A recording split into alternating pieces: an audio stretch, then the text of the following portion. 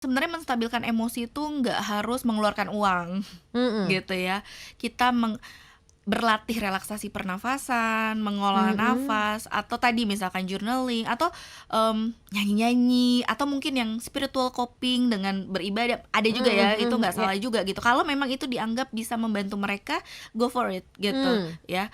Tapi balik lagi, nggak harus semuanya pakai uang. Kalaupun mau pakai uang gitu ya, lagi-lagi kalau ini udah berlebihan gitu, mmm, tentunya itu jadi tanda. Nah, berlebihan ini mungkin nggak disadari oleh orangnya Mhm. kalau orangnya lagi punya masalah. Nah, Mmm. jangan lupa mendengarkan orang-orang terdekat juga kalau udah kasih reminder, kok lu misalkan nih, shopping terus tiap hari?" Mhm. gitu. Ya itu kan jadi tanda yang nggak sehat juga gitu. Mhm.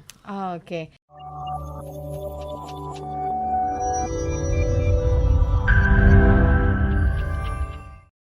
Nah, ini ada nggak sih hal-hal yang perlu kita waspadai Mhm. supaya kita nggak terjerumus nih Mhm mhm. dalam hal-hal yang seharusnya ini bisa better, tapi karena kita menghindar atau kabur jadi malah makin parah masalahnya? Ya ya ya, memang, jadi kalau orang tuh ada yang ketika menghadapi masalah langsung nyari solusi gitu ya, Mhm. ada yang, fokusnya untuk menstabilkan emosi dulu gitu. Nggak masalah, asal tetap menstabilkan emosi, habis itu nggak lupa untuk nyelesain masalahnya gitu Iya, ya. oke. Nah, cuma cara-cara menyelesaikan atau menstabilkan emosi itu kadang-kadang ada yang kabur misalkan ke, minum-minuman, yang adiksi gitu ya, jadi Mmm. alkoholik, atau misalkan ngerokok, yang nggak usah deh ngomongin minuman gitu Mhm ya, mhm mhm. ngerokok gitu Jadi ya. candu ya? Heeh, jadi Mhm. misalkan, lagi pusing nih, nyebat dulu biar Iya iya iya. biar dapat inspirasi. Emang iya, bukannya itu zat-zatnya malah jadi menghambat gitu. Misalkan kayak gitu. Iya. Atau yang juga, kadang-kadang sekarang sih dalam kehidupan sehari-hari ya, kita nyebutnya mindlessly scrolling. Kayak misalkan Mmm. nggak nyadar nih, buka, eee Medsos. medsos sampai 2 jam, 3 jam, terus kan habis itu bukannya menambah emosi positif, malah bikin bete, malah makin ngerasa, "Kok gue nggak produktif?" gitu Mhm. ya. Nah jadi, kabur tuh bisa jadi ke media sosial, bisa jadi makan terlalu banyak, bisa jadi Pelampiasan ya? shopping, Iya iya iya iya. intinya jadi lepas kontrol gitu Mhm. ya, dengan, dalih kan nyenengin diri dulu gitu. Mhm. Nyenengin diri boleh, tapi balik lagi ada batasannya, dan Mhm. setelah itu tuh tetap harus diselesaikan memang yang menjadi masalahnya Mhm. gitu. Ada acuannya nggak sih Mbak Wita untuk menstabilkan emosi itu 1 hari, 2 hari, atau tergantung orangnya?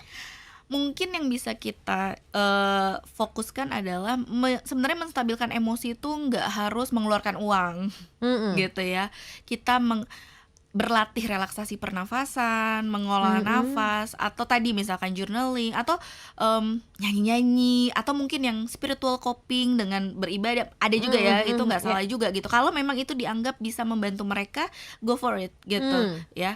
Tapi balik lagi, nggak harus semuanya pakai uang. Kalaupun mau pakai uang gitu ya, lagi-lagi kalau ini udah berlebihan gitu, tentunya itu jadi tanda. Nah, berlebihan ini mungkin nggak disadari oleh orangnya Mhm. kalau orangnya lagi punya masalah. Nah, Mmm. jangan lupa mendengarkan orang-orang terdekat juga kalau udah kasih reminder, kok lu misalkan nih, shopping terus tiap hari?" Mhm. gitu. Ya itu kan jadi tanda yang nggak sehat juga gitu. Mhm.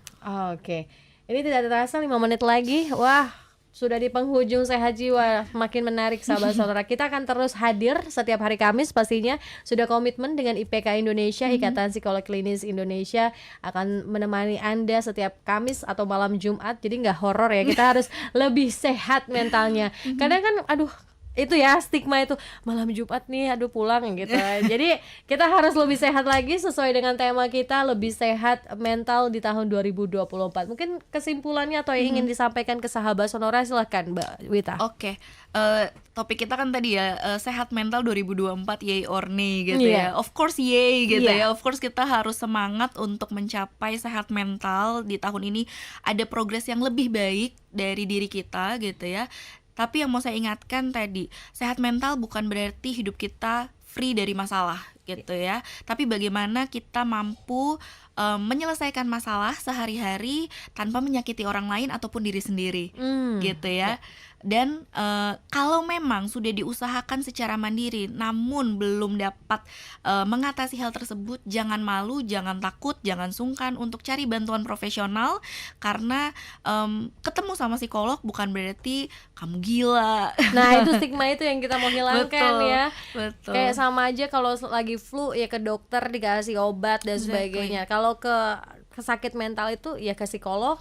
Biasanya juga cuman dengerin curhat nggak sih, bener nggak sih Mbak Wita? Iya, kita mendengarkan dan mungkin juga memberikan apa ya, sebutnya alternatif pikiran yang lebih bisa dilakukan, yang mungkin tadi kalau kita lagi kena masalah kan stuck gitu ya. Iya, Nah, mungkin ketika ada orang yang lebih objektif dan paham ilmunya, kita bisa membantu gitu ya, merekomendasikan hal-hal yang lebih bisa efektif untuk dilakukan dalam kehidupan sehari-hari. Ah, oke. Gitu.